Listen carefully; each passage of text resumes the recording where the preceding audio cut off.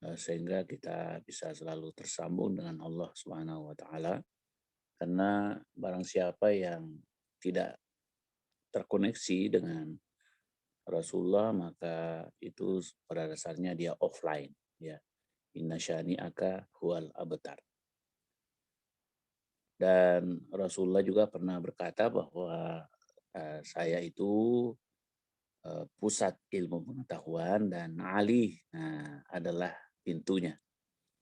Jadi Ali karramallahu wajhah, ya, yang merupakan tokoh awal Syiah yang banyak orang Syiah ini banyak orang tidak memahami, ya, kecuali di pasca sarjana UIN Syarif Hidayatullah Jakarta, ya.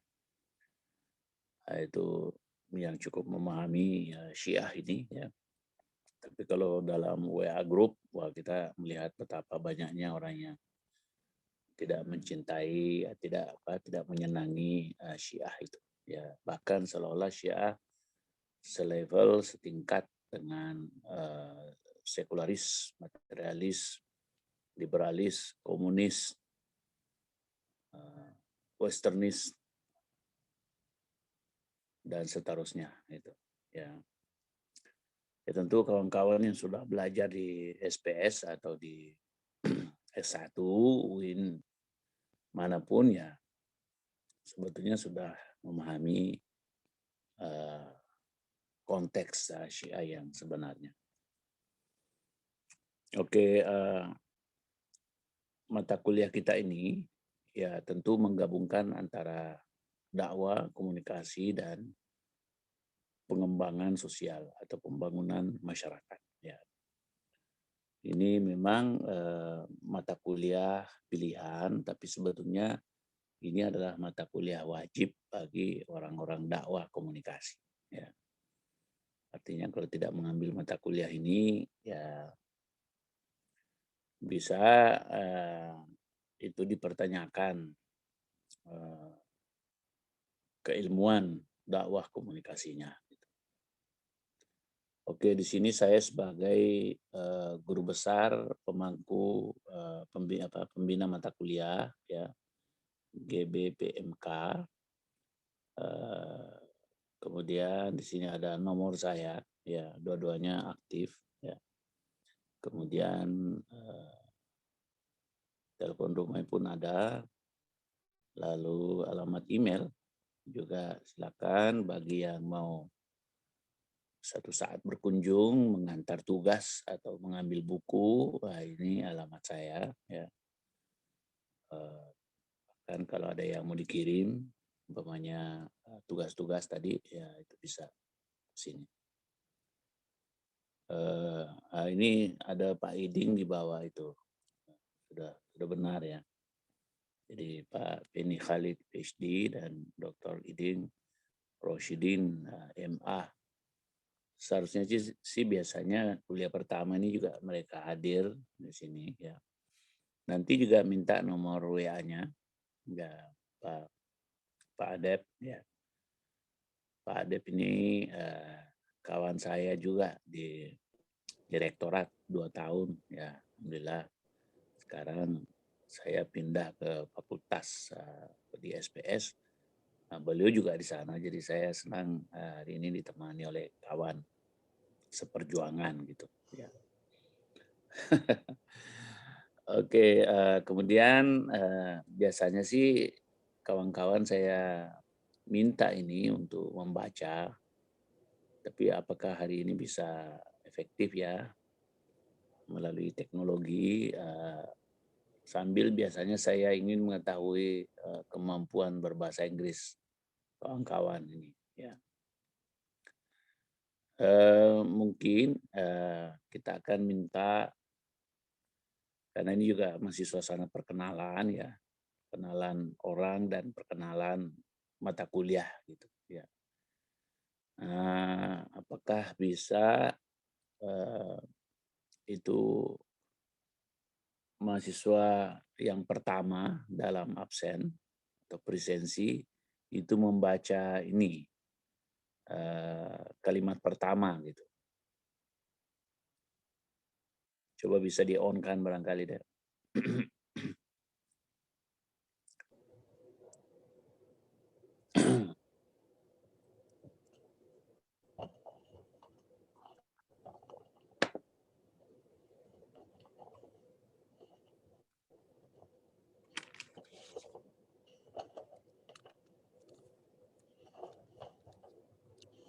Ada yang bisa on kan itu? Siapa namanya yang bisa kita panggil?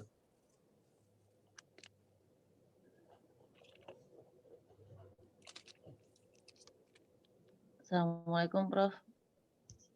Salam, ini Harus baca.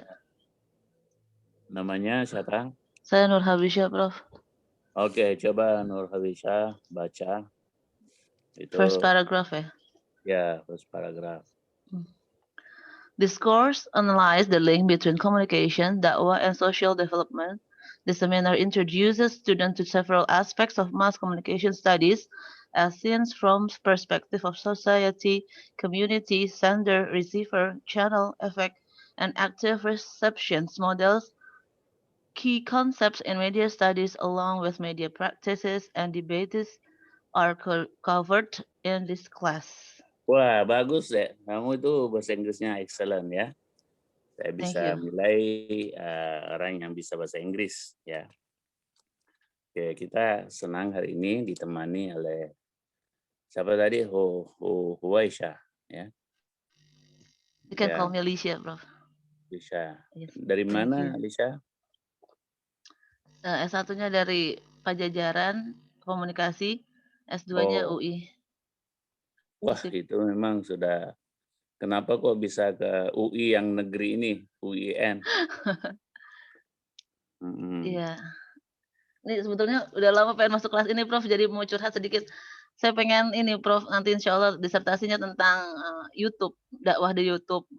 Oke, oke, Mm-mm. silakan deh, Jadi, silakan. Sudah ada yang melakukan. Ya. oh sudah ada.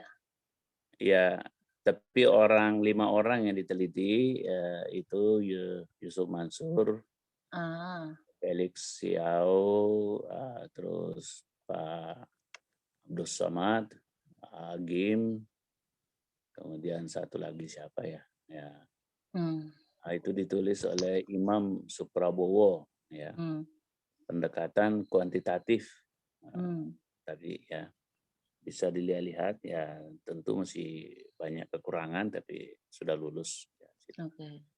Mungkin bisa diambil tokoh lain atau cara lain ya, pendekatan lain untuk Heeh. YouTube ini. Ini Saya maunya penting. ini, Prof. Apa yang bukan jadi YouTuber yang bukan pendakwah. Hmm, Jadi kayak misalnya kalau kayak Baim Wong, dia tuh dakwah apa enggak sih misalnya gitu, Prof. ya, Atau ya. misalnya ke situ sih. Makasih, Prof. Oke, didiskusikan dulu nanti dakwah itu apa, ya. Kemudian nanti bisa mempunyai pandangan bahwa ini dakwah karena mempunyai alasan ya. Silakan deh kita berinteraksi nanti di sini. Biasanya sih kalau judul-judul seperti itu mungkin nanti jatuhnya ke saya juga dan kawan-kawan lain ya, kan biasanya dibimbing oleh 2 orang ya. Ini sudah tahun keberapa, Lisha? Tahun kedua, semester 3 masuk 3 semester. ya, artinya sudah mulai kenal kuliah-kuliah Islamic Studies ya, Hmm. yang memang core-nya ya di kita itu ya, ada tafsir, ada hadis, ada tarikh, ada syariah fikih ya, ada juga apa yang berkaitan dengan usuluddin ya, Islamic thoughts. Nah, itu semua menjadi inti ya, tentu Isya yang sudah belajar umum mungkin sangat mudah memahami mata kuliah ini ya, apalagi kalau dari komunikasi, tetapi yang perlu nanti memang ya ilmu keislamannya itu ya. Terutama di kita di sini adalah ilmu dakwahnya, yang saya istilahkan dengan Islamic communication ya. Kita coba integrasikan antara ilmu dakwah yang melulu tentang Quran, hadis dan pandangan ulama, kemudian ilmu komunikasi yang tentu berpatokan dari pandangan-pandangan ilmuwan komunikasi ya. Jadi cara mengawinkannya inilah yang harus diperoleh, ditemukan dan dijabarkan dan tentu melahirkan temuan-temuan nanti. Oke, ini bagus ya. Ini bahasa Inggrismu bagus. Seharusnya nanti satu saat juga bisa postdoc ya. Itu bisa harus target itu postdoc karena sayang-sayang bahasa Inggrismu bagus. Tidak bisa tembus ke postdoc. Nah, postdoc 5 tahun umpamanya itu di Amerika. Saya sarankan sih ke Amerika gitu ya. Nah, di sana memang kalau kita lihat ya perpustakaan itu ditebar begitu saja, bebas orang masuk. Ya. Kalau di Eropa itu perpustakaan itu tertutup, hanya maksudnya tertutup itu ya kita berdasarkan online elektronik sistem, kemudian dari nomor-nomor judul-judul kita ajukan ke librarian untuk menemukan buku tersebut. Ya. Nah, tapi kalau kita di Amerika ya mungkin hanya clue saja itu terminal komputer, kemudian kita bisa menjelajahi lorong-lorong perpustakaan dan dari rak buku ke rak buku lainnya. Biasanya kan buku itu kumpul kalau umpamanya ketemu Islamic Communication, oh kumpul semua di situ berapa puluh rak ya. Jadi kita biasanya membawa troli untuk mengambil buku tersebut dan dibawa ke setiap meja Carol, doktor atau postdoc yang disediakan di setiap fakultas ya. Nanti kita sortir lagi di situ, kemudian disimpan begitu saja buku-buku yang kita tidak perlukan ya, belum kita perlukan, kemudian yang lainnya kita bawa ke rumah, sisanya lagi kita taruh di Carol sehingga kita bisa siang malam di situ membaca buku mulai jam 7 pagi sampai jam 11.45 gitu ya. Nah, itu kalau di sistem di Amerika. Nah, kalau di Eropa ya ada juga si kantor-kantor doktor, postdoc, tapi tidak menyatu dengan perpustakaan dan itu suasananya juga luar biasa bagus lah, bagus ya. Cuma itu tadi ya ketidakbebasan untuk memasuki lorong-lorong dan juga buku tidak langsung kita lihat dan jarak antara Carol atau meja belajar kita atau kantor kita dengan perpustakaan itu ya bisa sampai 200 meter, 300 meter, setengah kilo atau kilometer. Jadi yang umumnya kita kalau di Eropa kita naik sepeda gitu. Kalau di Amerika ya mungkin subway, busway, teknologi elevator yang itu. Jadi ini kan dua-duanya saya alami ya. Saya di Kanada itu cukup lama ya 10 tahun, kemudian saya pernah di Amerika, lalu saya ke Victoria dekat Vancouver, lalu saya ke Belanda 4 tahun saya di Belanda mengajar di Belanda, postdoc juga ya, lalu ke Oxford juga ya, ke Inggris. Nah, jadi saya bisa bandingkan, lalu ke Jepang. Nah, ini juga tradisi Jepang juga sangat luar biasa tradisinya ya. Memang negeri-negeri maju ini saya lihat ya perpustakaan itu menjadi sangat diperhatikan ya. Dan sangat canggih ya, dan sangat menolong librariannya semuanya. Dan kecepatan kerjanya itu lari melayani kita. Ya, dari counter ke counter itu sepatu mereka itu yang pakai high heels itu lari itu melayani kita. Karena kalau kita kan menari, jalan, slow, ya gerakannya kita tunggu ya itulah saya lihat bedanya memang ya. Termasuk juga saya lihat Singapura cukup gesit itu librariannya semuanya. Ya. Malaysia not so bad lah juga. Ya. Tapi kita ya itu budaya kita memang begitu juga ya, budaya agak slow bergerak gitu. Termasuk di restoran kalau kita lihat itu ya gerakan juga pemaju pramusaji ya itu agak slow. Tapi mungkin juga ada hikmah di balik itu. Karena saya pernah ketemu juga kawan-kawan dari Polandia, dia kagum melihat orang Indonesia yang enjoy themselves katanya. Mereka itu kerja tapi juga tetap menikmati hidupnya kelihatannya begitu. Karena tidak worried, ya jalannya begitu, tidak tergesa-gesa, tidak tergopoh-gopoh, tidak ada tuntutan rasanya, ya jadi kayaknya dia nikmati terus hidup.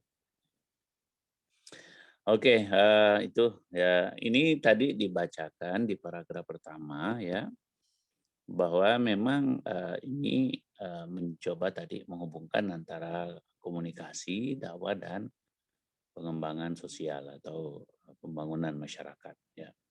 Dan memang mata kuliah ini memperkenalkan beberapa aspek komunikasi massa, ya, studi komunikasi massa pada mahasiswa, terutama terlihat dari pandangan antara sosialitas dan komunitas. Ya.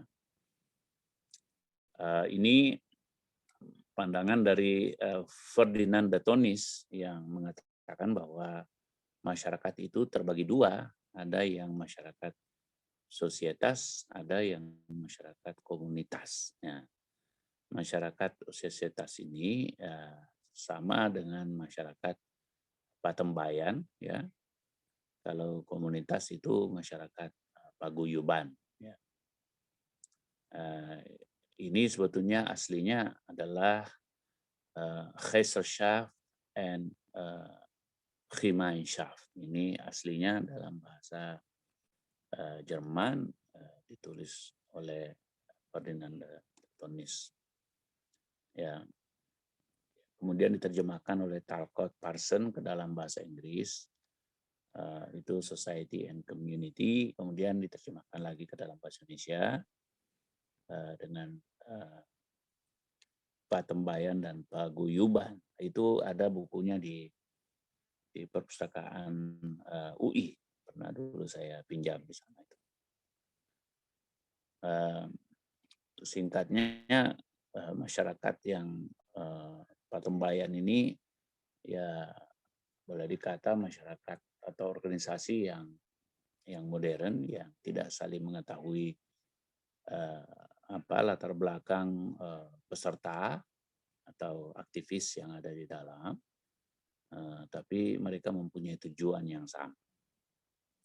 Sementara kalau komunitas ya mereka saling mengenal satu sama lain asal usulnya. Bahkan dalam masyarakat ini ilmu genealogi, ya ilmu silsilah itu masih sangat kuat ya, menghafal nenek moyang mereka ya, dan juga saling kenal mengenal satu sama lain, dan juga mereka juga sekeluarga semarga ya. Dan tujuan itu juga tidak terlalu jelas ya, kecuali bahwa mereka itu saling membantu apabila ada kebutuhan. Ini mata kuliah ini tetap memperhatikan aspek itu ya. Kalau menurut Ibnu Khaldun itu dia sebutkan dengan badawah dan hadorah. Nah, badawah itu masyarakat Badui atau masyarakat nomad, masyarakat yang masih berpindah-pindah. Kemudian ada hadorah yang sudah menetap, sudah settle, sudah membangun peradaban, yang kemudian melahirkan apa yang disebut dengan ilmu umron. Eh, Kemudian berikutnya, ini tadi Ibnu Khaldun dalam karyanya Muqaddimah Ibnu Khaldun, ya tentu kawan-kawan juga sudah sangat familiar dengan itu semua. Kemudian yang kedua, sender and receiver. Di sini juga terjadi perdebatan para ahli tentang lokus komunikasi itu ada pada sender kah atau receiver kah? Source kah ataukah recipient? Ya. Komunikator kah atau komunikan?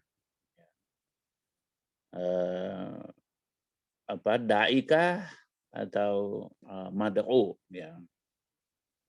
Penceramah atau pendengar, ya. Biasa juga disebut dengan kelompok pencapir, kelompok pendengar, pirsawan dan pembaca dan pirsawan, ya. Dulu di zaman Soeharto itu terkenal sekali yang disebut dengan kelompok pencapir. Itu jadi terjadi perdebatan antara keduanya. Bagi yang percaya bahwa komunikasi itu kuncinya adalah sender, dan ini yang banyak ya sekarang dianut oleh kita, terutama saya lihat di Indonesia, ini di Asia Tenggara, ya. Sementara kalau di Amerika itu sebetulnya sudah mulai atau sudah banyak malah yang meyakini bahwa penerimalah yang menentukan komunikasi itu. Jadi bukan sender. Ya, ini kalau kita bawa tadi ke dakwah, bawa ke YouTube, ini menarik ini. Bahwa dakwah ya bisa dilakukan justru oleh siapapun, ya. Dan nanti kalau kita lihat dalam konteks Islam, ini pun juga jelas sekali bahwa receiver itu memainkan peranan penting. Ya. Ayat-ayatnya seperti fadzakir inna fa'atiz zikra. Ya, beringatlah, tapi yang bisa mengambil manfaat itu adalah ya, yang menerima peringatan tersebut. Nah, bahkan fadzakir innama anta mudzakir. Beringatlah, tapi kamu harus sadar bahwa kami itu hanya pemberi ingat. Lasta alaihim bimusaitirin. Tidak mungkinlah kamu itu mengubah orang lain. Apalagi memang dalam Islam la ikraha fiddin, tidak ada paksaan dalam agama. Semua mempunyai kebebasan, dan kebebasan inilah yang sangat cenderung tadi dengan teori-teori receiver atau teori-teori resepsi aktif.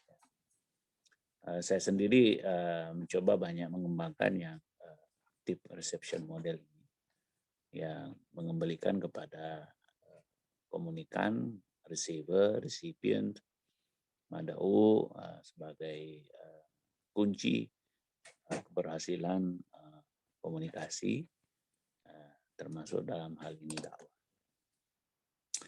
Oke, itu panjang tentunya pembahasannya, ya. Dan kalau kita baca teks-teks ilmu komunikasi di Indonesia masih banyak yang cenderung bahwa sender lah yang menentukan, dan apabila sender itu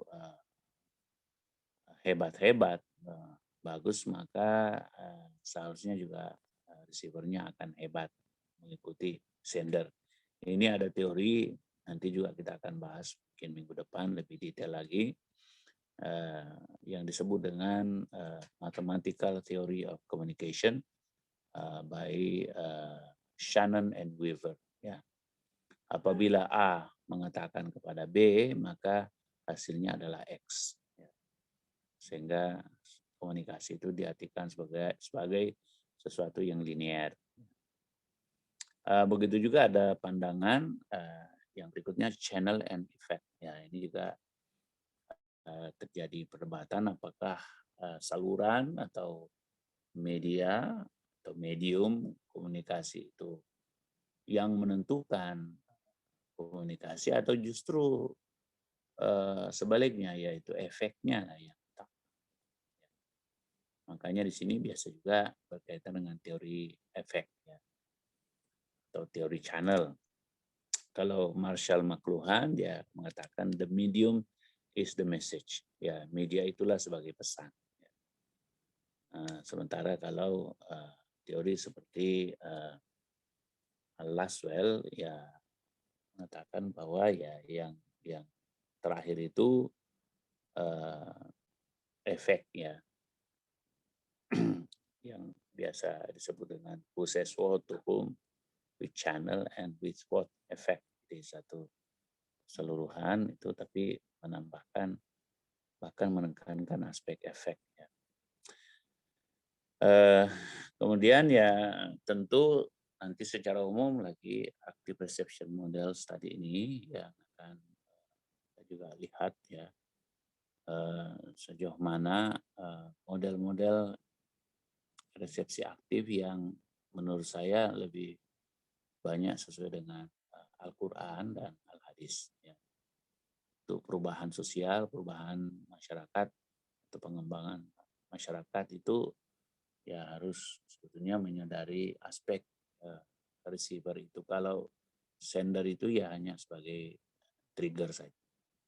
Oke, kemudian key concepts in media studies, jadi konsep-konsep kunci dalam studi media, termasuk dalam hal ini pengalaman dan perdebatan media, ini semuanya nanti kita liput dalam mata kuliah.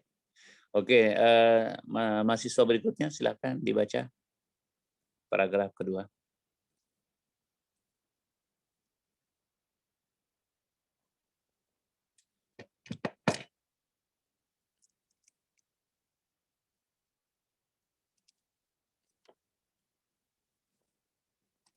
Halo? Ya, Prof. Silakan deh baca. Ya, saya coba, Prof. Ya, Maaf, Inggrisnya kurang bagus. The concept and themes of media communication, mass communication, will be critically examined while analyzing the process of an event as it becomes news. Discourse highlights the interaction between traditional cultural values and modern communication ideas.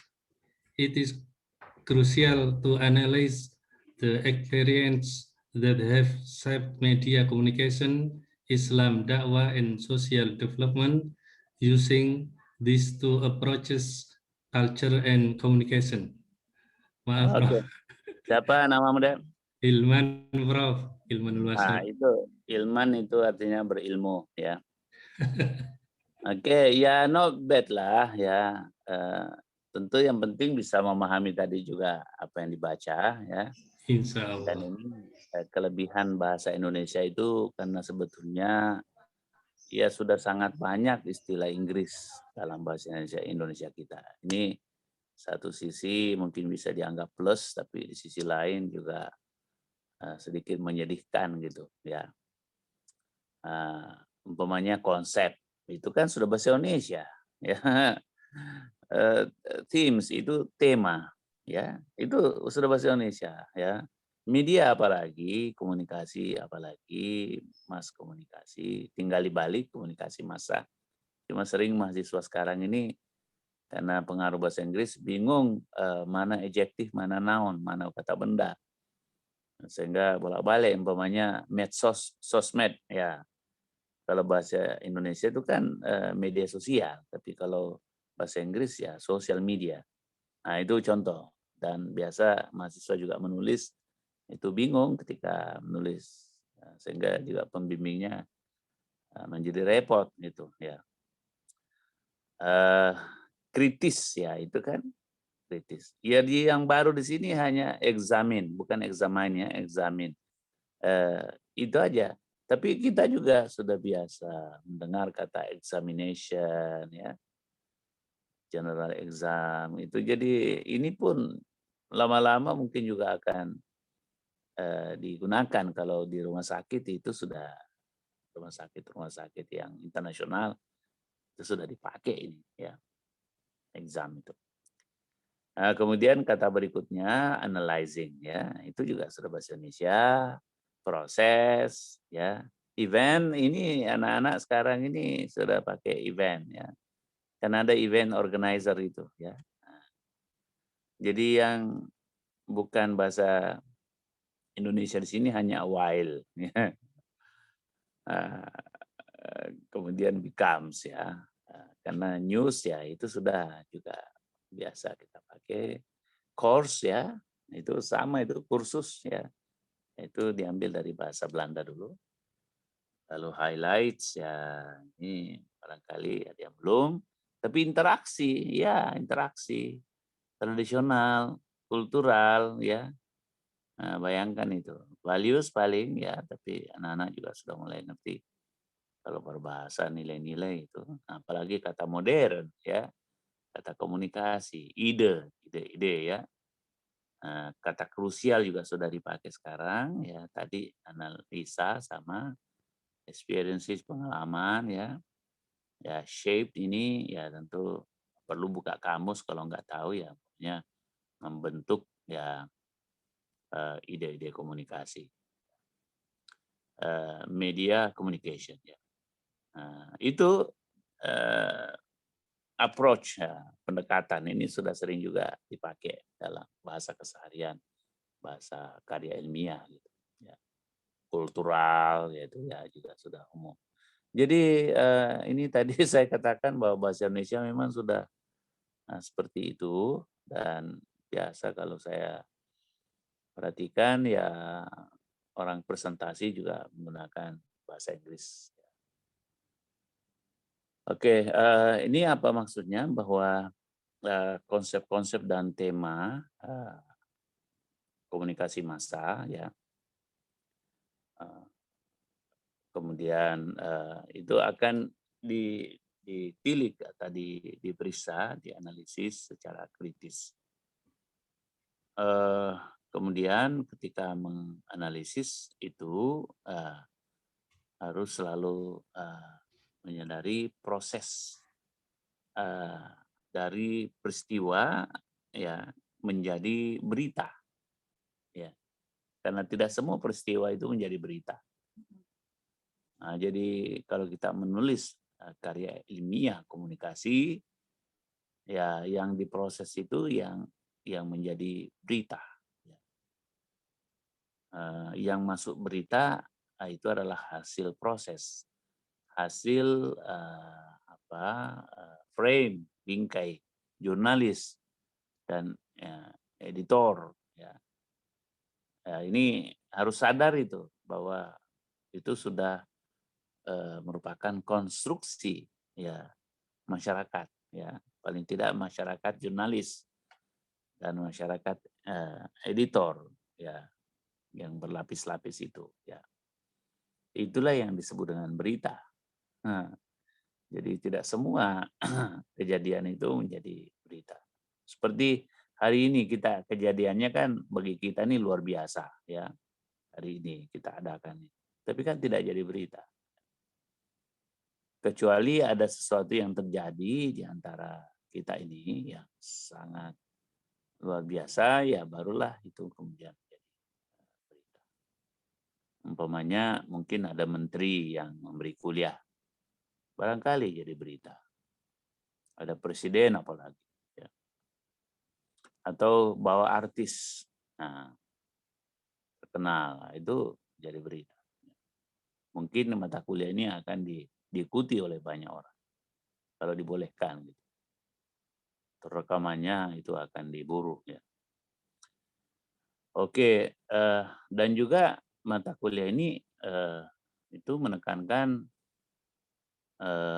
aspek interaksi antara nilai-nilai kultural tradisional dan ide-ide komunikasi modern. Jadi kalau dalam istilah agamanya itu ya al-muhafazatu alal qadimis shalih wal ahdu bil jadid al aslah ya. Jadi memelihara ya nilai-nilai tradisional yang masih bagus, masih baik ya, bermanfaat. Kemudian mengadopsi nilai-nilai baru asing tapi yang excellent, yang terbaik. Ya, ini biasa dipelesetin oleh Pak Kiai, gitu ya. Kiai ini banyak lucu-lucu ya. Itu istilahnya katanya ini memelihara istri-istri yang masih cantik muda-muda, kemudian memperoleh istri-istri baru yang lebih cantik lagi. Nah ini kalau Pak Kiai yang biasa suka berlucu-lucu itu. Tapi memang juga banyak dipraktekkan oleh kiai-kiai di daerah ya.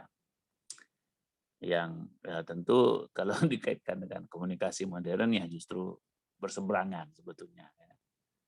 Nah itu ada unsur ketidakkomitmenan dengan pasangan lama. Gitu. Oke, kemudian sangat penting kita menganalisis pengalaman yang membentuk media komunikasi. Oke, kemudian Islam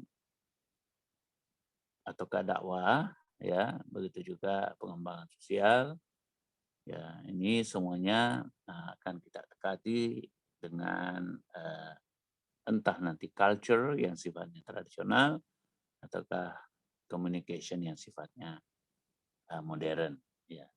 Karena culture itu kan cenderung tentang masa lalu, ya, nilai yang sudah mapan dalam masyarakat.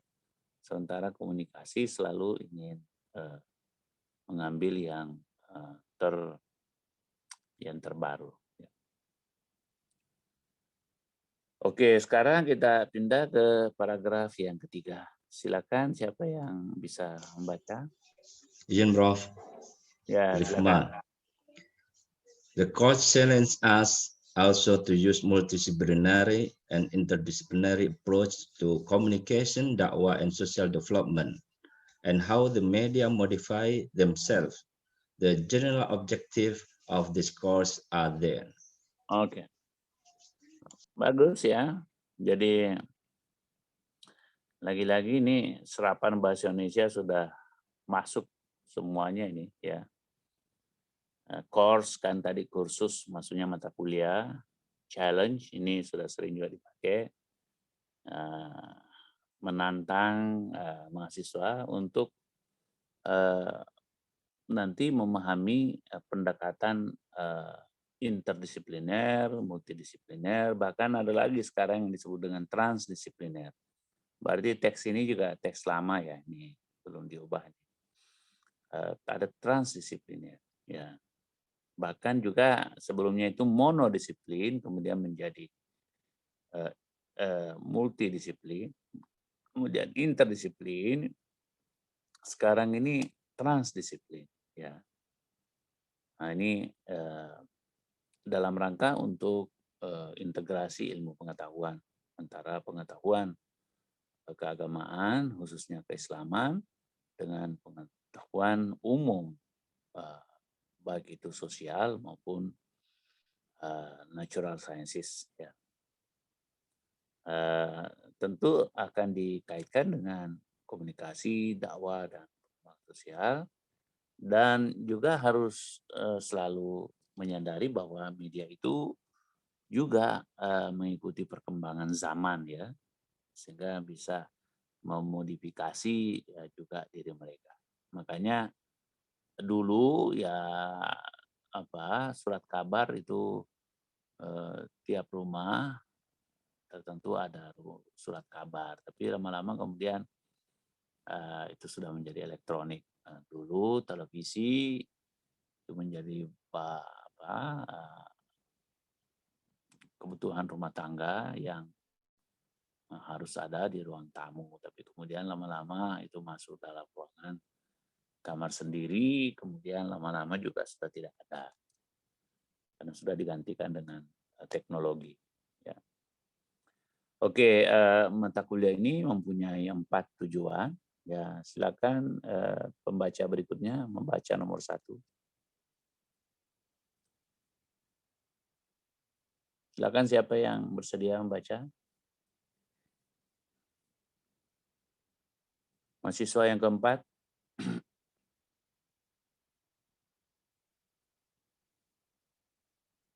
Silakan deh. Siapa aja, enggak apa-apa kalau salah-salah juga. Pak. Izin, Prof. Oke, silakan. To see to what extent recipient or society are active or as opposed to victim of information, and to examine how mass communication works. How mass Oke. communication works. Ini kayak siapa namamu ya tadi? Vera, Prof. Vera. Wah, itu ada ayammu itu bunyinya bagus. Ya.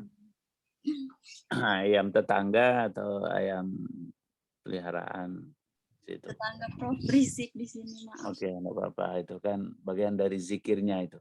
Ya.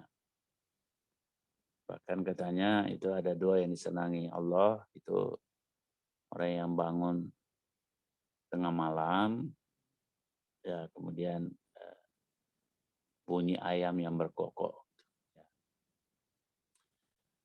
Oke, yang kedua, yang pertama ini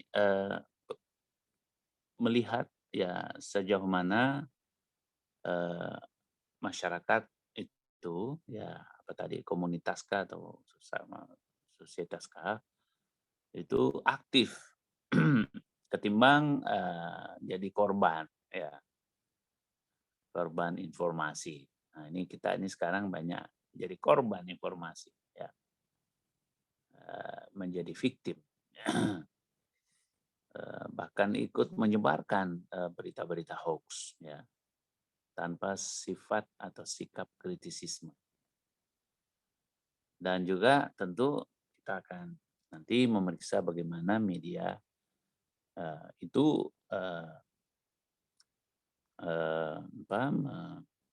bekerja ya berfungsi sebetulnya.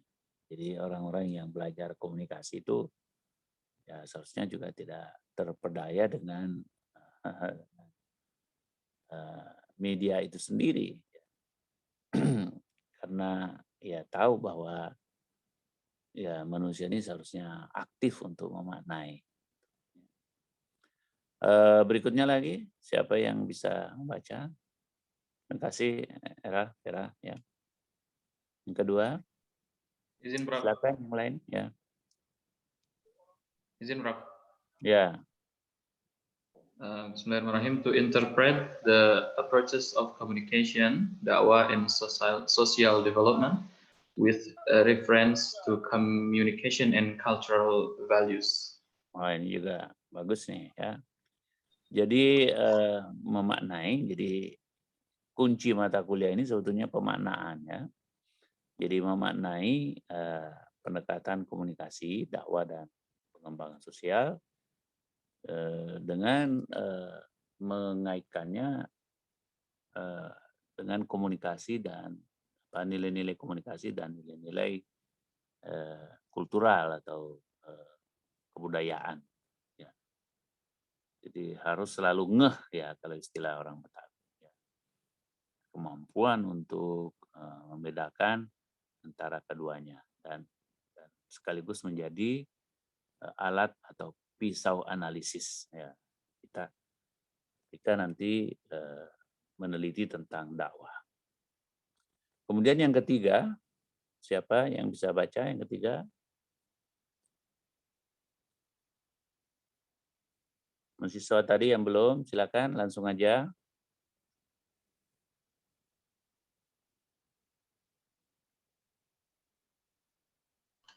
Ya, Prof, yang ketiga ya.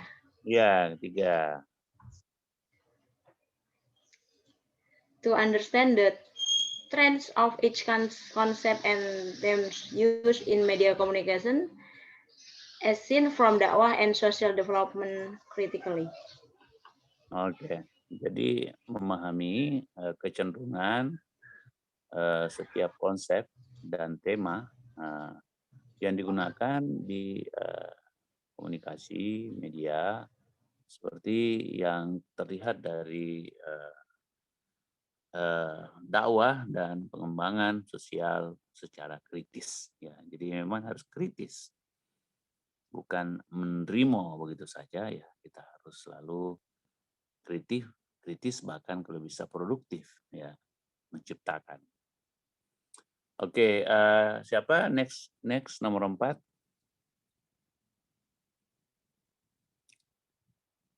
Silakan mahasiswa berikutnya.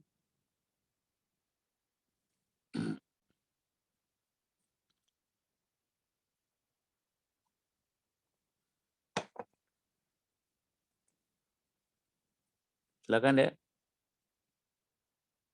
Langsung aja. Saya coba, Prof. Ya. To appreciate the Bocor, Dek, accomplishment and ya mohon maaf itu karena ada agak feedbacknya ramai, itu. Prof. Ya, agak ramai. Oke, enggak apa-apa ya kalau gitu. Oke. Baca.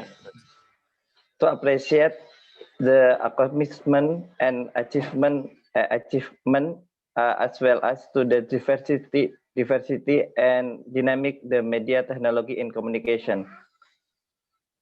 Oke, jadi mata kuliah ini juga mengapresiasi capaian, prestasi, juga keberagaman serta dinamisme atau dinamika teknologi media, ya, dalam komunikasi. Ya, artinya teknologi-teknologi baru dalam media ini kita juga apresiasi, bukan membenci, ya, bukan menjauhi, bahkan tidak mau mempelajari, ya, tapi justru kita harus mendekatinya, memanfaatkannya gitu. Jadi tadi umpamanya Disha mau menulis tentang YouTube, ya, itu jangan hanya tidak memahami YouTube atau menghindari, membenci, tapi justru kita kalau mata kuliah ini menantang mahasiswa untuk memahami cara kerja YouTube itu dan juga bagaimana bisa bermanfaat untuk dakwah juga, ya, untuk masyarakat kita sekarang. Oke, next di bawahnya ini berarti sudah ada tadi 7 mahasiswa yang sudah membaca, ya. Kemudian next berikutnya turun lagi, ya. Ada, ya.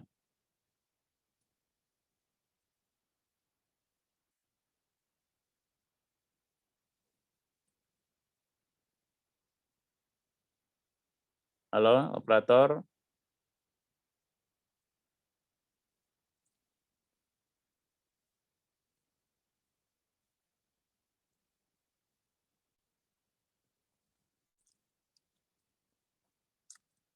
Operator, ada di sana? Bagi ke belakang, ya. Ya, Prof. Siap, Prof. Oke, Dek, turun lagi. Dek, pindah, kita sudah selesai. Ini ke atas lagi sedikit, ya, oke ini. Jadi nanti bahan-bahan itu bisa diperoleh dari Deden, ya. Silakan nanti ada ini nomornya, bisa juga melalui Mbak Mega, ya. Ini bahan-bahannya. Dan biasa juga itu ada di fotokopi Satria di depan Pasca Sarjana. Ya, itu nanti buku-buku, literatur yang digunakan, silakan dihubungi. Kemudian nanti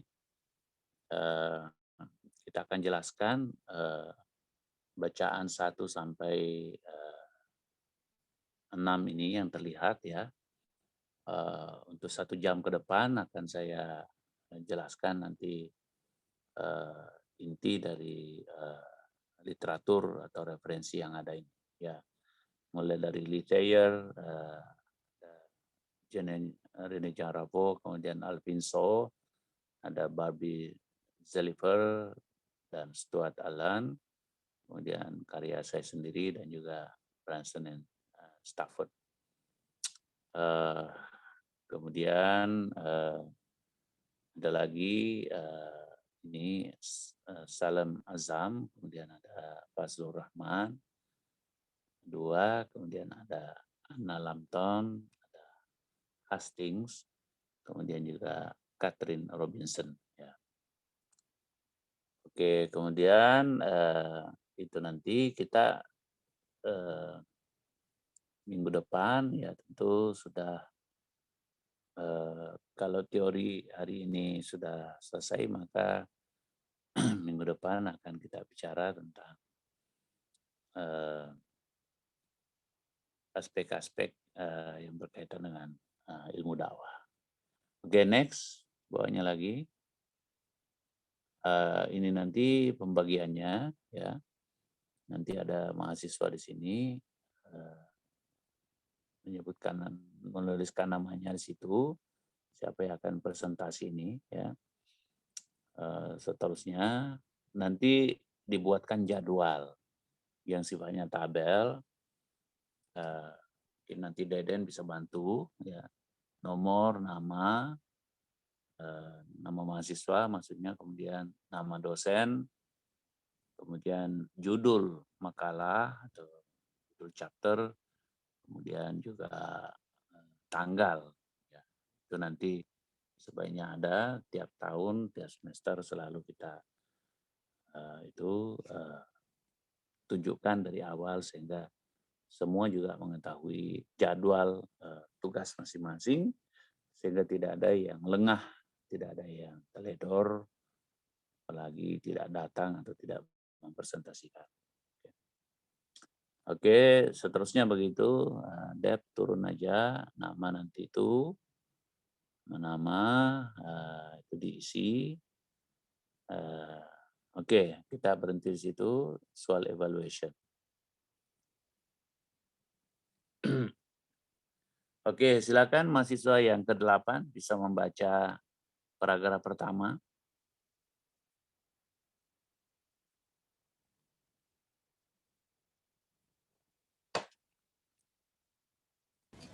Saya coba, Prof. Saya Prof.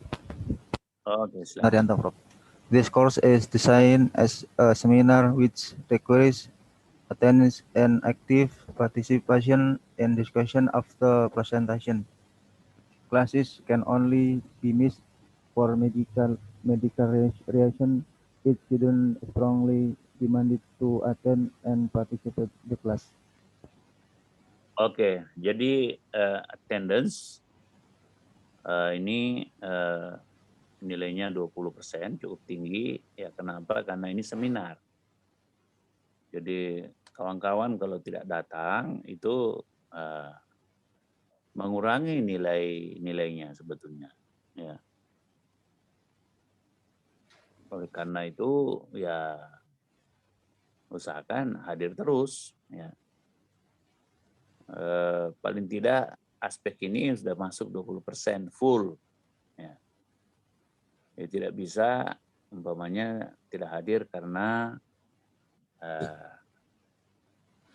ada kakeknya yang mau menikah, kemudian menjadi ketua panitia, atau ada tetangga yang apa begitu harus diurus. Nah, ini kan fardu kifayah itu urus. Umpamanya ada kematian atau ada, kan bisa ditunda juga untuk tahlilannya malamnya, takziah. Ya. Ya, kecuali ya memang yang bersangkutan atau keluarga yang dekat sekali ada kaitannya dengan medis ya, maka ya tentu ini kita terima. Ya, kalau yang disiplin ya tentunya harus menunjukkan juga surat kesehatan sebetulnya untuk agar kita transparan lah ya dalam konteks ini. Oke, soalnya kalau seminar ya tidak hadir kan berarti kurang paham. Seperti yang kita jelaskan tadi ya tentu tidak akan diulangi lagi, tapi sekarang ini ada namanya recording, ya mungkin bisa juga sih mendengarkan recordingnya gitu. Ya, tapi ada suasana mungkin yang tidak persis sama apabila langsung berinteraksi dengan kita di sini ya. Oke, nomor 2, silakan mahasiswa yang ke-9. Prof. Izin. Silakan. Ini yang muda-muda itu tampil cepat. Ya. Izin Prof. Each student Ya, should silakan. make an abstract. This abstract is a one long text, 5-6 sentences in each paragraph. Single page, font 12, themes New Roman, and normal margins. The abstract must include 7 paragraphs and contains. Oke. Jadi nanti ada yang kita sebut dengan outline, ya, makalah, yang biasa juga kita sebut dengan abstrak yang panjang, ya. Ini juga nilainya cukup tinggi karena kenapa? Ini sebetulnya merupakan UTS-nya. Nih, jadi kalau mahasiswa tidak membuat ini dan tidak mempresentasikan, maka UTS-nya sebetulnya itu tidak masuk. Ya. Kadang ada mahasiswa ngotot di ujung-ujung, yo saya ikuti ujian Pak, saya serahkan makalah. Saya tanya, apakah kamu sempat presentasi outline? Gitu. Nah, kadang-kadang diam ya, suka mengaku ya belum. Nah, itulah penyebabnya sehingga nilainya kadang-kadang juga tidak masuk malah. Karena terganggu dengan tadi tugas utama ini, ya, UTS-nya sebetulnya. Tugas ini nanti akan dipresentasikan setiap mahasiswa kira-kira pada kuliah ketiga ke depan, ya. Sudah mulai nanti pembagian kelompok yang saya maksudkan tadi itu memang sudah harus ada dan diikuti. Mahasiswa yang ada di nomor urut pertama itu pada pertemuan yang ketiga nanti akan mempresentasikan 1 halaman abstrak ini. Ya, 1 halaman saja. Ya. Kemudian ini nanti ada 7 paragraf. Ya. 1 halaman ini 7 paragraf. Ya. Kemudian setiap paragraf ini setidaknya 5-6 kalimat. Jadi paragraf sempurna. Karena ada juga orang itu kadang membuat paragraf hanya 1 kalimat. Ya. Ini paragraf yang sempurna itu 5-6 kalimat. Dan itu kalimat itu disebut dengan SPOK atau paling tidak SPO. Subjek, predikat, objek, keterangan, ya. Gitu kalau active voice, kalimat aktif. Tapi kalau kalimat pasif ya tentu objek dulu. Ya. Lalu dimulai dengan huruf besar, ditutup dengan titik. Kalau masih koma itu belum kalimat namanya. Ya. Oke, jadi hati-hati di sini. Ada mahasiswa yang tidak tahu membuat kalimat. Ya. 1 paragraf itu 5 baris 1 kalimat. Sehingga kelihatannya itu seperti ada anak kalimat, cucu kalimat, cicit kalimat, akhirnya kehilangan makna. Nah, ini tolong ini diterapkan pelajaran SD dalam hal buat kalimat SPOK, ya. Yang sederhana dulu, ya. Jangan panjang-panjang juga kalimatnya. Ya. Biasanya kalau filsafat itu suka panjang-panjang kalimatnya. Ya, karena ada sesuatu yang ada targetnya di situ. Ya. Bahwa tidak semua orang bisa memahaminya. Gitu. Hanya orang-orang tertentu saja. Tapi kalau kita di sini harus clear, ya. Forceful dan concise. Nah, itu sistem penulisan yang kita anut. Itu coba lihat buku Haruna Sution, Islam Ditinjau dari Berbagai Aspeknya. Itu kalimat-kalimat pendek semua dan sempurna.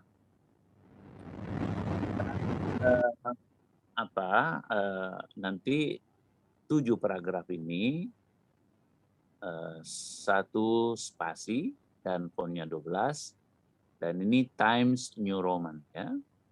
Itu hurufnya. Kemudian juga marginnya itu tidak usah diubah-ubah. Marginnya normal ya 4333 ya sentimeter. 4 kiri, atas 3, kanan 3, atas bawah 3. Tapi biasanya tidak usah diotak-atik karena itu sudah diformat secara normal. Jangan sampai ada yang mencuri margin atau malah mengurangi margin karena idenya mungkin terlalu banyak, sedikit. Kalau idenya banyak, kemudian ada yang mencuri margin. Begitu juga font, kadang-kadang karena idenya banyak, dibuatlah font 11, 10, 9, 8 ya. Nah itu jangan main-main begitu. Ini ciri-ciri biasanya koruptor. Kalau bekerja nanti akan jadi korup. Nah, ini dari teks saja sudah berani main-main sih. Ya. Ini memang sudah dibuat sedemikian rupa bahwa tidak ada nanti yang korup dan pasti bisa. Ini 7 paragraf itu dalam 1 halaman dan tidak ada sebetulnya space antara paragraf. Ini tolong dicatat ini karena tidak tertulis ya. Jadi tidak ada spasi antara paragraf. Karena kalau ada spasi itu bisa tidak cukup nanti membuat paragraf 5 sampai 6 kalimat. Ya. Ini tolong didengarkan itu, dicatat itu.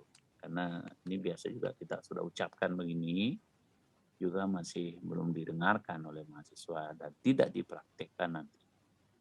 Kita bikin long abstract. Oke, kemudian kawan-kawan semuanya, apa yang dimaksud dengan 7 paragraf itu? Nah ini dia. Oke, coba mahasiswa yang ke-10. Ya, siap Prof. Saya coba Prof. Silakan. Ya. Context and background. Pros and cons. The sun and the solen. What is and that work to be. Fact and real references. State of affairs. ASA and intended state of affair.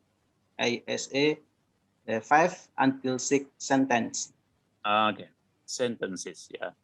Oke, jadi inilah paragraf pertama ya. Nah ini cara membuat paragraf pertama ini ya mencakup itu pro dan kontra. Ada pro dan kontra. Atau ada das sein dan das sollen. Ya, yang biasa disebut dengan what is and what ought to be. Bagaimana kenyataannya dan bagaimana harapannya. Atau apa kenyataannya dan apa harapannya. Apa faktanya dan apa idealnya atau realitasnya itu apa dan idealitasnya itu apa. Itu kalau kita bikin paragraf pertama ini harapan. Ataukah biasa juga disebut dengan apparent state of affairs ya. Jadi yang terlihat itu kondisi yang terlihat ya, yang kita teliti, yang nampak di depan mata, yang kita teliti itu ya tentu juga berdasarkan data-data yang sudah ada berhadapan dengan sesuatu yang diidealkan, yang diinginkan, yang diharapkan. Nah, ini yang disingkat dengan ISA ya, intended state of affairs. Jadi ada yang diidam-idamkan, tapi tidak terwujud. Ketika kita mengamati masyarakat, mengamati pelaksanaan dakwah, mengamati seorang tokoh dakwah, mengamati sebuah lembaga institusi dakwah ya. Nah, ini yang dimaksud dalam konteks ya. apa yang menjadi keinginan itu tidak sesuai dengan apa yang menjadi kenyataan. Ini yang paling pertama kawan-kawan harus identifikasi, dan ini juga biasa disebut dengan identifikasi masalah. Ya, secara umum ya ini adalah latar belakang masalah. Nah, cuma latar belakang masalah itu kan kalau disertasi ya mungkin 5, 6, 7 halaman, bahkan ada yang sampai 10. Tesis ya mungkin agak pendek dari itu, skripsi tapi pendek lagi. Dan tentu makalah, nah itu biasanya hanya kalau kita bentuk tulis yang lebih panjang background ya paling juga 2 halaman ya. Tapi untuk abstrak ini kita hanya minta 1 paragraf. Nah, itu jadi kawan-kawan harus berpikir cermat di sini bagaimana cara membuat identifikasi masalah. Masalah itu adalah tadi tidak ketemunya antara kenyataan dan harapan. Tidak ada solusinya. Nah, makanya masalah itu adalah sesuatu yang harus diselesaikan. Oke, mudah-mudahan ini dipahami ya dan coba nanti diamalkan. Jadi tentu kalau 6 kalimat ya sebaiknya dibagi 2, 3 kalimat berbicara tentang realitas dan 3 kalimat berbicara tentang idealitas. Atau biasa juga begini, 1 kalimat memperkenalkan dulu yang ditulis, kemudian 2 kalimat tentang realitas yang kita tulis, kemudian 2 kalimat lagi sebagai idealitas yang kita inginkan, lalu terakhir sebagai ending, penutup paragraf. Karena perlu saya jelaskan juga kawan-kawan, kenapa 5-6 di sini? Karena ada paragraf itu pertama dimulai dengan kepala paragraf namanya. Yang biasa disebut dengan topik sentence. Topiknya apa? Kalimat pembukanya, topiknya apa? Yang kedua ada namanya bridge, kalimat penghubung. Lalu ada supporting ideas. 2 sampai 3 ide pendukung. Nah, ini ide pendukung itu kan bisa literatur, bisa grafik, bisa table, bisa statistik, ya bisa wawancara, bisa dokumentasi, bisa observasi, ya. Karena itu semuanya adalah primary resources. Ya. Kemudian ditutup dengan ending, 1 kalimat. Jadi 5-6 kalimat. Jadi kalau ada paragraf yang tidak memenuhi itu, ya paragrafnya dianggap kurang, ya, atau lemah.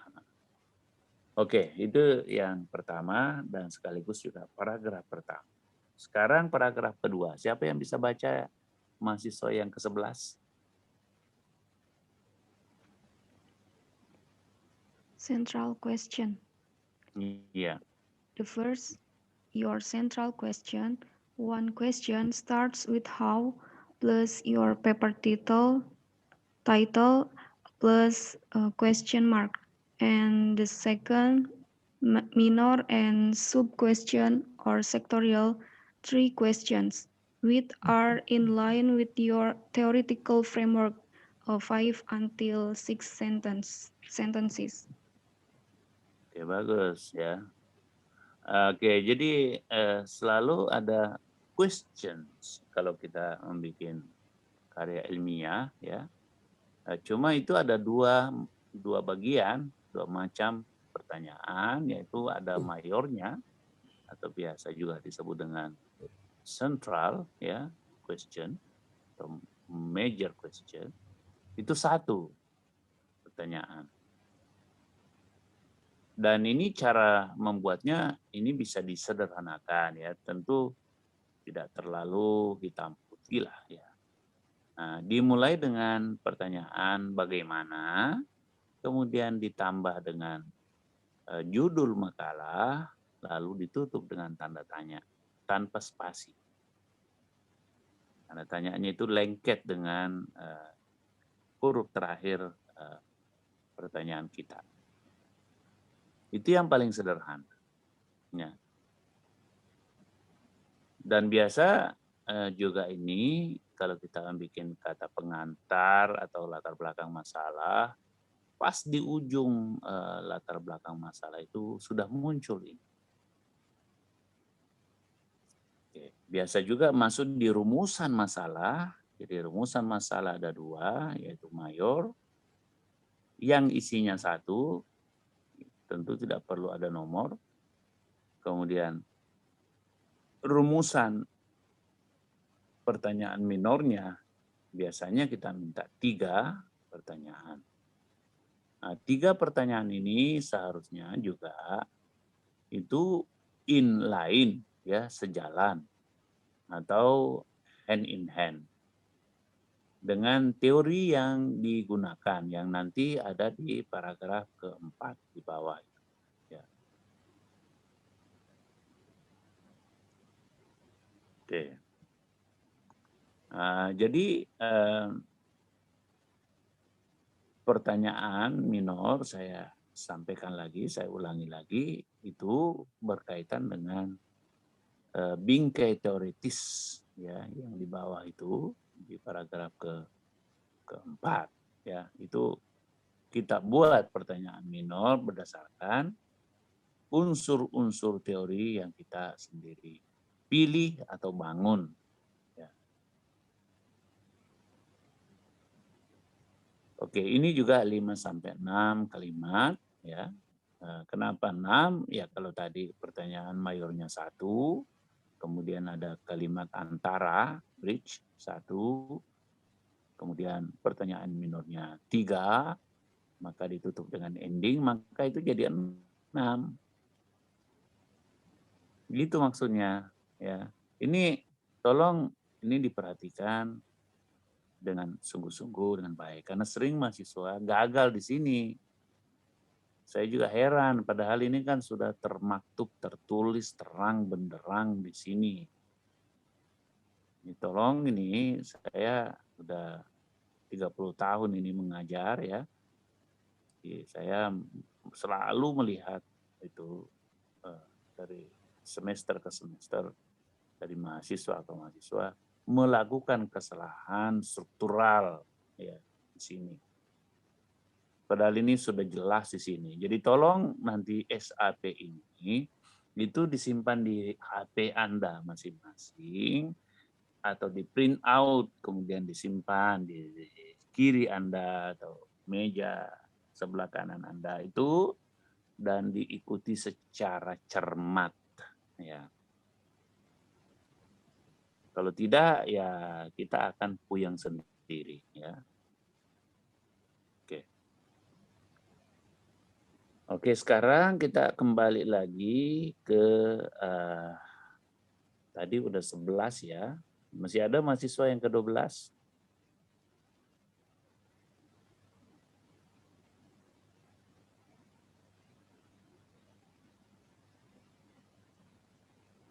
Halo, cepat aja deh. Ya, 11, silakan.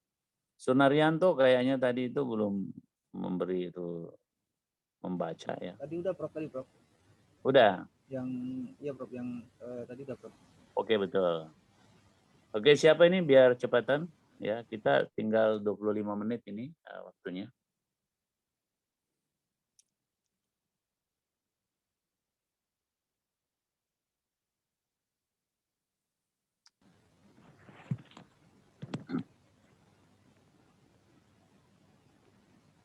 Mahasiswa yang ke-12.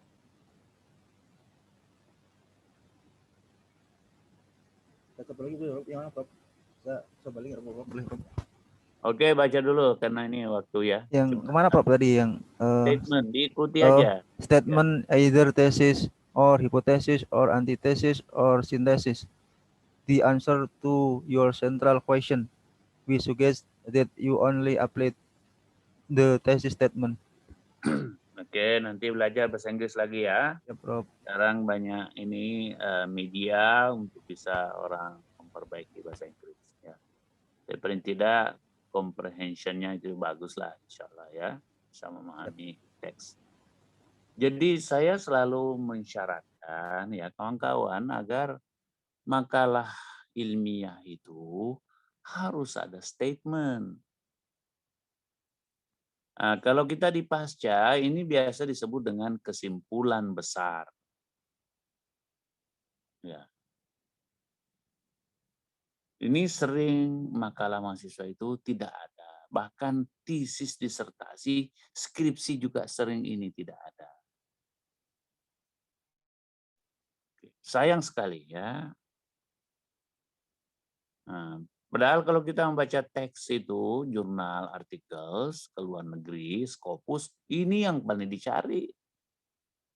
Karena ini adalah core-nya, inti, jantung, otak, liver, ya, paru-paru, ginjal, makalah. Jadi ini adalah organ terpenting makalah itu. Di antara yang penting-penting tadi. Justru inilah sebetulnya yang dikutip, ya ingin dikutip oleh orang lain, ya. Ketika membaca satu artikel, saya kalau mau mengutip pandangan atau artikel, saya hanya mencari statementnya apa. Apa yang menjadi kesimpulan besar makalah ini? Itulah yang mau saya kutip. Karena yang lainnya itu ada kemungkinan hanya kutipan-kutipan dari orang lain. Ya. Yang dia sambung-sambung dan dia kait-kaitkan, dia analisis itu. Tapi yang utama di sini adalah apa sebetulnya statementnya. Yang biasa juga disebut dengan tesisnya apa. Ingat di Barat itu ya karya ilmiah degree disebut dengan tesis semuanya. Ya karena kalau di Amerika di Barat itu tidak ada tesis untuk skripsi ya. Jadi yang ada tesis itu master. Tapi di Amerika banyak juga disertasi disebut dengan tesis. Ya, Anda nanti bisa memperhatikan kalau Anda mengutip karya-karya ilmiah itu disebut dengan unpublished PhD thesis. Ya, tesis, PhD thesis. Jadi memang kuncinya itu tesis Anda ini apa? Apa yang sebetulnya ingin Anda atau penulis buktikan. Nah, inilah yang disebut dengan thesis statement ya. Jadi saya sarankan Anda untuk makalah ini tidak usah menggunakan hipotesis kecuali Anda menggunakan quantitative approach. Boleh ya, silakan kalau mau hipotesis. Tapi kalau Anda kuali ya disarankan ke tesis saja. Dan juga saya tidak menyarankan Anda untuk antitesis karena ini berat. Kecuali memang Anda sudah berpengalaman. Ya, tentu boleh. Dan kalau bisa ini menjadi sangat tinggi nilainya. Nah, ini artinya apa? Menolak pandangan atau tesis orang lain. Nah, contohnya itu kalau dalam tradisi ilmiah, bagaimana Karl Marx menolak tesis kapitalis. Ya, yang judulnya itu Das Kapital. Sampai 3 jilid. Ya. Itu namanya antitesis. Atau tradisi Islam. Ya. Bagaimana Al-Ghazali mengantitesis karya-karya filosof Muslim sebelumnya. Seperti Ibnu Sina, Al-Kindi, Al-Farabi, ya. Ibnu Bajjah. Nah, sehingga dia seorang diri, Al-Ghazali itu, menolak tesis-tesis filosof sebelumnya dengan buku yang sangat terkenal, yaitu Tahafut al-Falasifah. kesesatan filsafat. Nah, ini juga kemudian ya kita tergiring semuanya, kemudian membenci filsafat.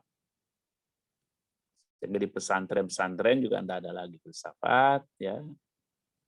Di perkuliahan kita juga banyak filsafatnya hanya bersifat historis, ya tidak belajar berfilsafat karena ada anggapan filsafat itu sesat, ya, kesesatan filsafat tadi.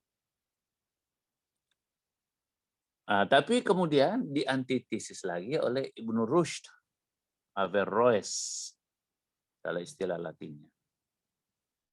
100 tahun kemudian, hampir 100 tahun lah kemudian, ya, Ibnu Rushd itu mengantitesis karya Al-Ghazali dengan tahafut al-falasifah. Kesesatan dari kesesatan filsafat Al-Ghazali. Nah, jadi kembali Ibnu Rushd itu membela filosof-filosof sebelumnya, termasuk Ibnu Sina, Farabi dan Al-Kindi dan seterusnya tadi, ya. Jadi boleh dikata ya memang Al-Ghazali menjadi sendirian dalam konteks perdebatan itu. Terutama 3 hal lah ini, mumpung saya ingat ya nanti. Kalau Anda yang sudah belajar teologi Islam, ya ini sudah menjadi makanan keseharian. Ya. Ada 10 yang dikritisi oleh Al-Ghazali, ya pandangan filsafat itu, tapi yang paling sering diangkat itu 3 hal. Ya. Nah, 3 hal ini adalah pertama, bahwa Tuhan itu tidak mengetahui bahwa alam ini adalah baqa dan qadim. Ya, kalau Ghazali mengatakan ya alam ini tidak baqa dan tidak qadim. Tapi kalau filosof lain mengatakan ya alam ini baqa dan qadim sama dengan Allah Subhanahu wa taala. Nah, ini kan sudah berat ya. Nah, tapi Anda yang sudah belajar ilmu kalam, teologi ya tentu udah sering mendengarkan statement ini. Anda yang dari fisika tentu bisa juga memperkuat bahwa ternyata alam ini tidak pernah memang tidak ada dan itu sifatnya menetap. Dan tidak pernah tidak ada dan tidak akan pernah tidak ada. Akan selalu ada. Kalau umpamanya kayu ini kan asalnya dari pohon, pohon ini asalnya dari tanah ya. Kemudian meja umpamanya tadi ini kita bakar juga akan menjadi debu atau menjadi arang. Bahkan kalau dihancur-hancurkan lagi akan tetap ada di udara. Ya. Jika tetap ada, cuma mempunyai bentuk yang berbeda. Nah, itu yang pertama. Makanya kalau sudah begini ya kita biasa kalau bicara teologi menjadi pusing itu ya. Masa ada benda makhluk selain Allah sebelumnya? Nah, maka terjadi perdebatan itu antara creatio ex nihilo, ya, penciptaan dari tidak ada, atau penciptaan dari yang ada gitu. Oke, yang kedua ini bukti bahwa ada perdebatan antitesis, yaitu tentang pengetahuan Tuhan tentang rincian alam ini. Nah, apakah Tuhan itu mengetahui rincian-rincian alam ini? Berapa teguk, ya, berapa mililiter air kita minum, dan berapa drop tetes hujan yang turun, dan berapa salju yang bergulung-gulung itu turun, itu apakah Tuhan itu tahu? Nah, tapi kalau filosof mengatakan itu tidak tahu. Ya. detail-detailnya gitu. Karena kalau tahu ya dia bukan Tuhan. Seharusnya ada sistem yang lebih tahu. Oke, nah, kemudian yang ketiga itu antitesisnya bahwa tidak ada kebangkitan jasmani, ya. Yang ada adalah kebangkitan ruhani saja. Oke, tapi ini tolong ya Anda yang Islamic Studies tentu tiga hal ini sangat penting diketahui, ya. Belum lagi tadi 7 hal lainnya. Silakan untuk detailnya dibaca. Singkatnya itu kalau melihat ada di Islam ditinjau dari berbagai aspek. Kemudian ada model lagi sintesis, ya. Ini sintesis tentu juga berat dan biasanya ini untuk disertasi. Saya kalau membimbing disertasi, saya sebetulnya mengharapkan mereka juga membuat semacam sintesis teoritis, ya, untuk disertasinya. Artinya kumpulan dari beberapa tesis-tesis kemudian dibuat dalam bentuk sintesis. Dan ini merupakan jawaban daripada pertanyaan utama Anda, ya.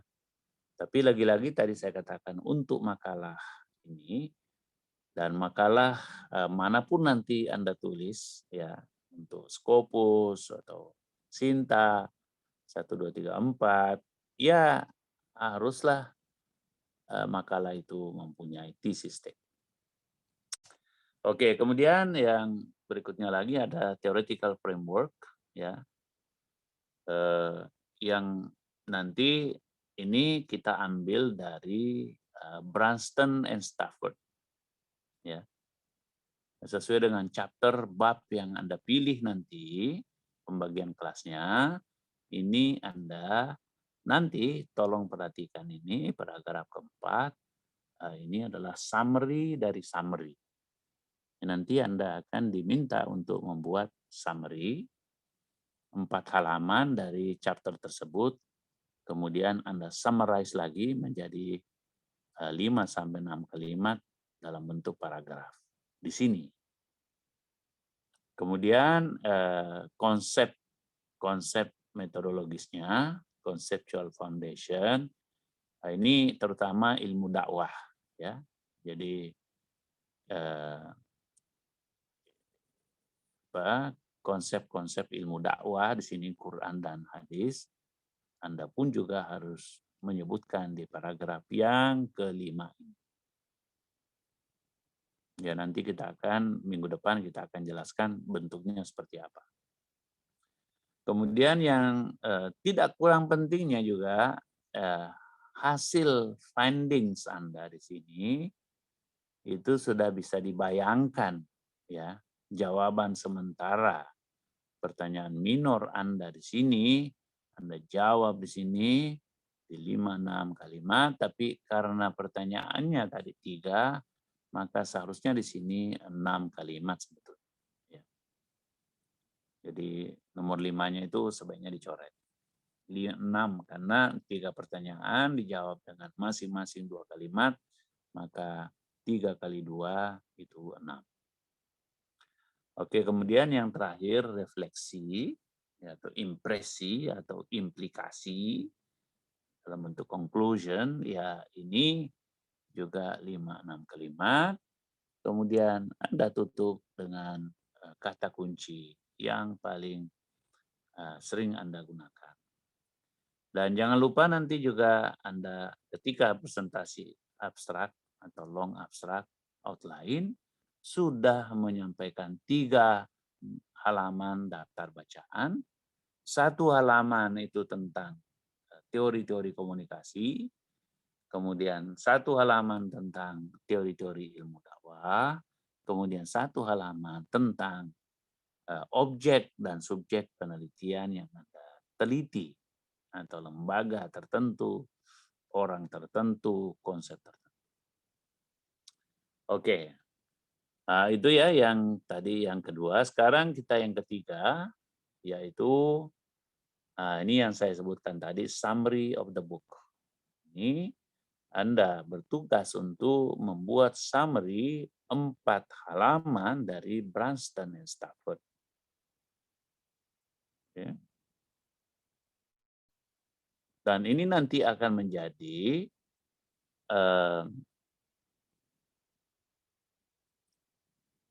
landasan teoritis makalah Anda. Jadi kalau Anda sudah buat 4 halaman ini, maka sebetulnya seperempat dari makalah Anda itu sudah selesai. Jadi sambil menyelam minum air. Jadi Anda menulis summary ini sebetulnya sudah persiapan bagian dari makalah Anda. Jadi Branston dan Stafford itu Anda summarize menjadi 4 halaman sesuai dengan chapter yang Anda pilih. Kalau membuat summarize ya tentu di situ disebutkan nanti chapter berapa sampai chapter berapa, halaman berapa sampai halaman berapa. Bagian-bagian yang Anda kutip itu halaman berapa, ada footnote-nya. Apakah direct quotations atau indirect quotations. Kalau direct quotation itu harus ada tanda kutip. Ya.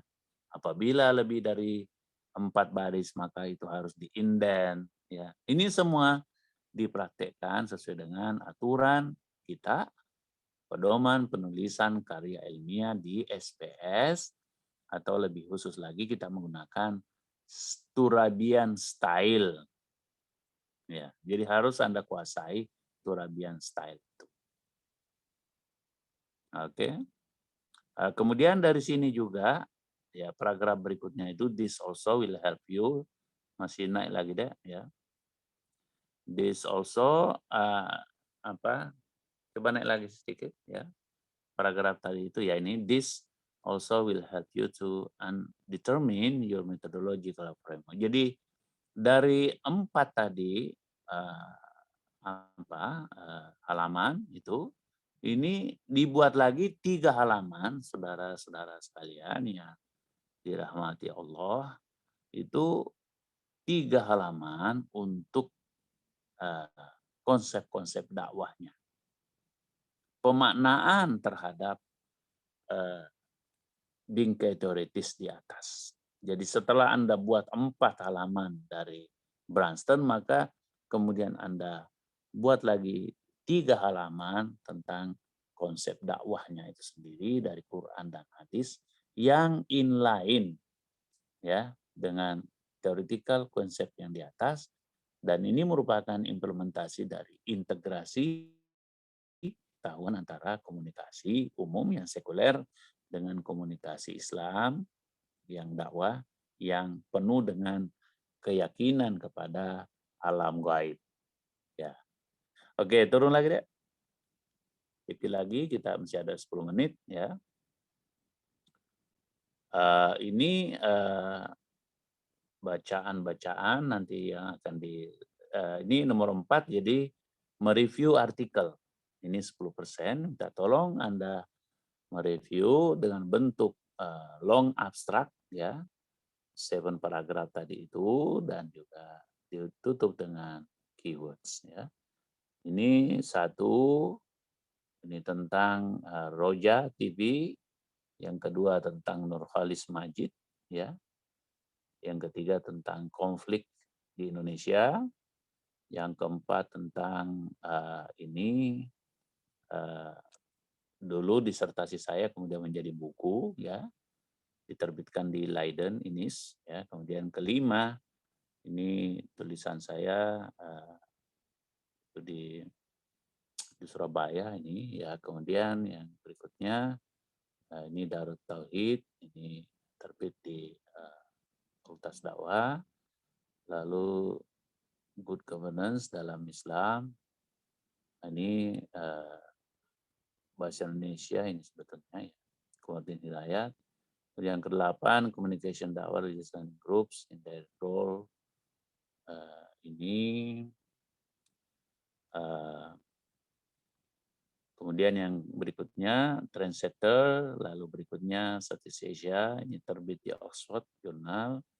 Kemudian 13 yang ke-14 ini terbit di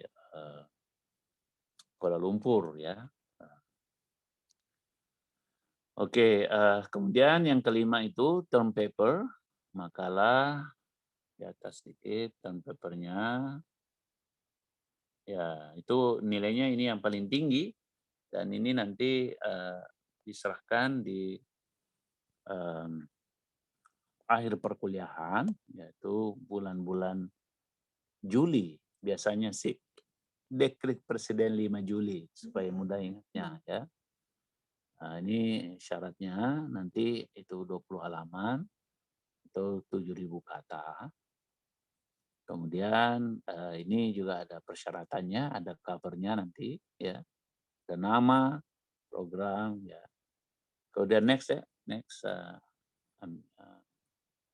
Adep ya. Turun lagi. Adep. Oke, jadi itu nanti makalah kita tentu kembali tadi abstrak yang long ya, yang sudah direvisi, tapi nanti juga saya minta membuat yang short ya, ala pasca sarjana. Ini nanti ditambah di situ ada short and long abstract.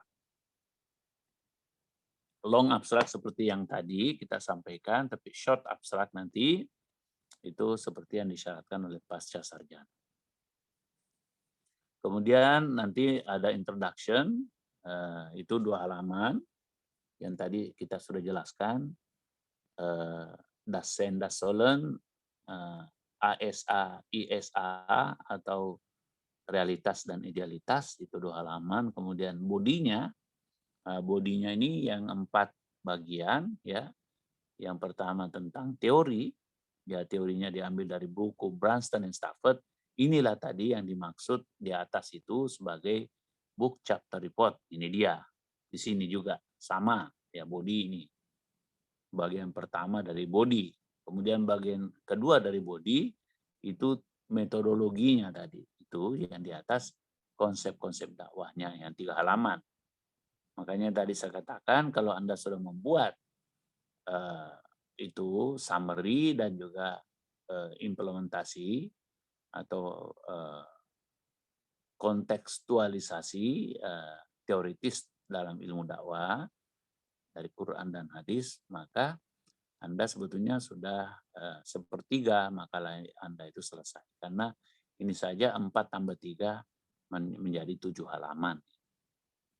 Kemudian bagian ketiga dari body adalah, turun dikit lagi, body ini adalah yang disebut dengan case study, ya case study-nya. Maksudnya subjek dan objek penelitian itu yang disebut dengan case study, ya. Maksudnya umpamanya Anda meneliti Muhammadiyah, itu case study-nya. NU itu case study-nya.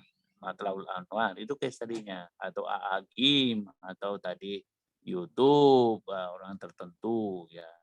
Ini itu yang dimaksud. Kemudian yang keempat, finding-nya, analisisnya ya biasa juga disebut dengan diskusinya. Nah, ini memang porsi yang terbanyak tadi body itu ya. Sama dengan manusia ya, mulai tadi itu bahu sampai sebelum paha itu masuk body semua. Kemudian yang masuk jadi kaki, ya inilah tadi conclusion itu yang merupakan refleksi atau evaluasi, judgments Anda sendiri. Dan ini harus ada dan tentu ditutup dengan catatan. Kita sih mensyaratkan footnotes ya, Turabian style. Kemudian juga kalau ada appendix nanti silakan, kalau ada graphics silakan, kalau ada tables, figures ya silakan, ada bibliografi tentunya tadi 3 halaman itu penting. Dan tentu plagiarism and cheating will not be tolerated. Ini haram hukumnya ya. Itu dosa besar dan masuk neraka kalau orang itu melakukan plagiarism dan cheating ya. Oke, sistem penilaian kita di bawah itu Adep masih sama dengan yang kita sekarang miliki ini, bahwa A+ itu segitu ya. minus, B plus. Tapi saya sih berharap semua mahasiswa itu nilainya A. Cuma nanti ada yang A minus, A, kemudian A plus. Yang dapat B itu kemungkinan karena kurang rajin, ya. Ya, apalagi kalau dapat B biasa atau B minus, apalagi kalau dapat C. Wah, itu sayang ya, disayangkan kalau orang pasca itu mendapat nilai kurang dari A. Oke, pengumpulan tugas ya ini nanti ketua kelasnya ada, bisa juga karena kita sekarang ini sudah online ya tentu diserahkan hard copy untuk oleh-oleh ke perpustakaan yang sudah dibundel, kemudian juga nanti soft copy supaya juga bisa di pick up oleh sistem Google Scholar kalau kita masukkan. Oke ya, saya kira ini required text kita yang tadi itu media student books itu bisa dihubungi Mbak Mega atau Deden dalam rangka untuk memperoleh kitab ini. Oke, terus ada lagi di bawahnya. Ini ada tambahan-tambahan, ada required, recommended text, silakan dibaca semuanya. Tapi inti tadi adalah itu. Oke, saya kira ya ini pas sudah jam 10 ya kita akhiri sampai di sini dulu. Nanti kalau ada pertanyaan silakan siapkan pertanyaannya. Minggu depan itu saya akan menyampaikan tentang pertemuan integratif antara komunikasi yang sekuler dengan komunikasi yang Islamik, yang Islam, dan cara kerjanya seperti apa. Oke, demikian ya. Nanti juga Pak Adep dibuat jadwal kapan Prof. Dr. Feni Khalid dengan Dr. Iding Rosidin itu datang, dijadwalkan mungkin pada kuliah-kuliah. Saya taruhlah nanti kuliah sampai kuliah keempat, nanti 5, 6, 7, 8, kemudian 9, 10, 11, 12, yang pada dosen yang ketiga, kemudian seharusnya kuliah 14, 15, atau 14, kami semua kumpul lagi untuk mereview ini. Demikian ya, karena waktu kita tidak ada tanya jawab dulu ya. Ini juga sholat Jumat. Saya pun yang mau nanti mendengarkan khutbah saya, silakan sholat di Fathullah ya. Saya khutbah di situ. Demikian ya. Assalamualaikum warahmatullahi wabarakatuh. Waalaikumsalam. Terima kasih, Prof. Terima kasih, Prof. Andi. Terima kasih, Prof. Andi. Ya, sama.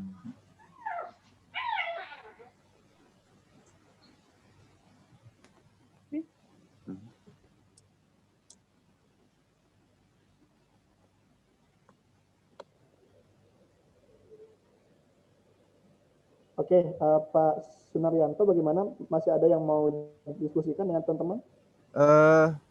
Ini pembagian ini milih aja teman-teman ya. Ini nanti kita bikin list chapternya tadi, kan tadi dibagi tuh. Insya Allah saya ini aja deh yang perdana, yang semiotik, nanti biar teman-teman yang lain yang agak sana nggak apa-apa. Ya, nanti kita bikin list ya, kita milih. Saya nanti yang insya Allah yang semiotik, apakah nanti disuruh untuk pertama tampil apa enggak, tapi kan situ tadi pertama ya, semiotik ya, saya insya Allah akan milih itu. Ntar yang lain nanti kita pilih ya teman-teman ya. Teman-teman nanti gimana teman-teman? Ada yang ditanyakan? Kalau buku nanti ke Mbak Mega ya, buku itu Branson Staffordnya. Gitu. Ini sebetulnya banyak yang mau ditanyain ini. Tugasnya berarti ada 5 ya Pak? Iya, tugasnya ada 5. Pertama itu yang penting adalah nanti teman-teman bikin abstrak ya, yang pasti tadi abstrak sesuai tadi. Kemudian yang kedua itu mensummary tadi yang Branson tadi tuh teori per chapter aja, pilihan masing-masing nanti yang diringkas gitu. Nah itu sumbernya sama apa enggak? Maksudnya tema yang dipilih sama aja? Sama, Branson Stafford itu sama. Cuma kan nanti chapter beda-beda pilihannya tergantung. Tadi ada teori tuh, ada chapternya masing-masing kan, itu aja yang diringkas tadi gitu. Kalau saya semiotik kan, misalnya Yang lain apakah nanti ada yang bagian misalnya ada apa tuh yang dipilih itu ada institusi gitu kan banyak tuh. Kayak gitu. Tapi kan di tugas keempat kita review artikel beda lagi tuh. Nah, itu beda lagi. Tapi kalau urut ini dulu aja abstrak, kemudian nanti urutannya tadi summary tadi yang peran apa gitu aja dulu. Kan nanti minggu depan bisa tanya lagi ya ke itu apa namanya. Tapi ini kan yang paling mendesak itu apa tadi itu Mbak abstrak tuh yang paling abstrak. Itu. Kemudian kita susul nanti kalau mau abstrak selesai ya kalau mau nyicil meringkas tadi bukunya si Bransot ya nggak apa-apa gitu. Tapi intinya kan itu dulu. Kalau yang nanti yang lain kita nanti aja gitu. Biar nggak pusing kita. Iya, nggak pusing. Iya. Banyak banget. Nggak apa-apa. Abstrak dulu aja abstrak. Itu e-booknya nggak ada ya? Mas Ada, ya ada Mbak Mega nanti biasanya di copy atau apa. Saya ada ini apa namanya PDF tapi 2010 cetakannya yang PDF tapi kelihatannya sih Prof Andi mah 2003 tuh kan. Kalau 2010 saya ada PDF tapi memang ada perubahan sih. Kelihatannya yang dipakai 2003 masalahnya gitu teman-teman. Oh gitu. Ya nggak apa-apa yang punya Naryanto dibagi juga. Nanti biasanya Mbak Mega ada gitu. Tapi nanti sistemnya pesan gimana ya nanti bicarakan. Soalnya itu harus di copy dulu biasanya. Benar-benar. Ataukah nanti gini aja ya nanti pokoknya kita ini deh coba tanya Mbak Mega apakah gimana pesannya itu. Oke. Teman-teman gitu ya. Baik Pak. Karena harus buku itu sih nggak ada buku yang lain. Emang beliau pakai buku itu Branston Stafford itu. Gitu. Ada lagi teman-teman silakan mau ditanyakan. Saya ideologi and power ya. Nanti kita list aja ya. Saya insya Allah semiotik yang pertama ya. Oke. Saya yang nyambung sama LGBT aja dah. Oh gender tadi Bu yang salah Bu ya. Gender atau apa salah ada nggak tadi tuh? Kalau salah tuh ada gender kalau salah deh. Ada nggak ya di gender? Soalnya kalau di chapter ada tapi nggak tahu di bagian ada nggak.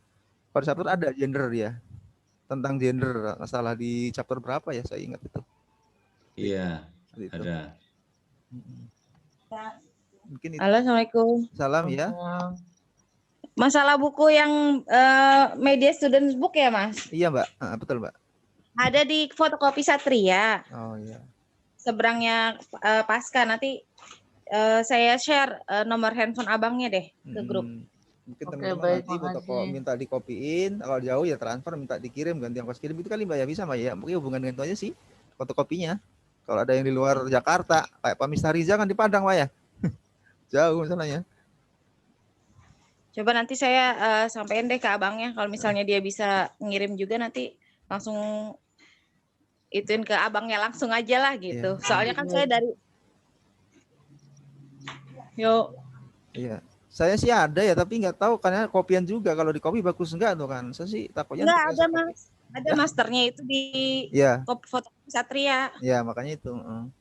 Barangkali yang dekat-dekat kosannya di sana gitu bisa bantu teman-temannya gitu. Mas Rifma. Gitu teman-teman ya. Ada lagi teman-teman yang diskusikan monggo. Ya nanti selebihnya kita inilah diskusi di Japri boleh, di grup boleh ya teman-teman ya. Kalau enggak buat grup satu lagi aja ya enggak tanpa dosen ini pengajarnya. Bisa bikin. Untuk ini komunikasi pembagian tugas dan yang lain itu. Oke, untuk buku yang dekat itu Mas Gulam itu tinggal di Ciputat biar ntar gitu. Ya monggo Mas Gulam. Itu. Padahal Mas Ani lebih dekat itu.